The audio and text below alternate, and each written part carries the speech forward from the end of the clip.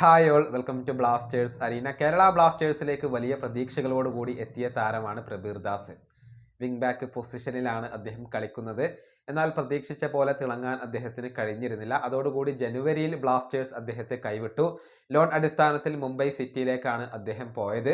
തുടർന്ന് ഇതുവരെ മുംബൈ സിറ്റിയിലായിരുന്നു അദ്ദേഹം ചിലവഴിച്ചത്. പക്ഷേ പ്രതീക്ഷിച്ച പോലെ തിളങ്ങാൻ അദ്ദേഹത്തിന് അവിടെയും കഴിഞ്ഞിട്ടില്ല. അതുകൊണ്ട് തന്നെ മുംബൈ സിറ്റി അദ്ദേഹത്തെ ഇപ്പോൾ കൈവിട്ടിട്ടുണ്ട്. അതായത് ഒഫീഷ്യൽ ആയിക്കൊണ്ട് അവർ പ്രഖ്യാപിച്ചിട്ടുണ്ട് പ്രബീർ ദാസ് ഇനി ക്ലബിൽ തുടരില്ല എന്ന കാര്യം. അതായത് പ്രബീർ ദാസിന് കേരള ബ്ലാസ്റ്റേഴ്സുമായി ഇപ്പോഴും കോൺട്രാക്ട് അവശേഷിക്കുന്നുണ്ട്. 2026 സമ്മറിലാണ് അദ്ദേഹത്തിന്റെ കോൺട്രാക്ട് അവസാനിക്കുക. അതുകൊണ്ട് തന്നെ പ്രബീർ ദാസ് കേരള ബ്ലാസ്റ്റേഴ്സിലേക്ക് മടങ്ങിയെത്തുകയാണ്.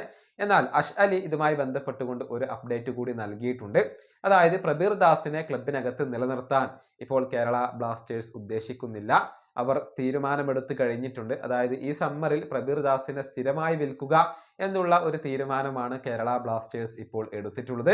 ഏതായാലും അദ്ദേഹത്തിന് വേണ്ടി പുതിയ ഒരു ക്ലബിനെ ഇപ്പോൾ കേരള ബ്ലാസ്റ്റേഴ്സ് കണ്ടെത്തേണ്ടിയിരിക്കുന്നു. ഈ വീഡിയോ അവസാനിപ്പിക്കുന്നു. അടുത്തൊരു വീണ്ടും കാണാം.